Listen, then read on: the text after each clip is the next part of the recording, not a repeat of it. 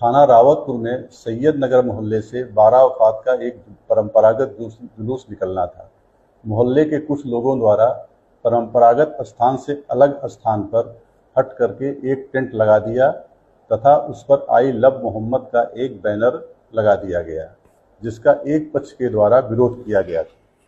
उपरोक्त सूचना पर रावतपुर थाने की पुलिस जब पहुंची तो टेंट लगाने वालों के द्वारा भी पुलिस के सामने विरोध किया गया। बाद में दोनों पक्षों की सहमति से टेंट व आई लव मोहम्मद का बैनर परंपरागत स्थान पर लगवा दिया गया था।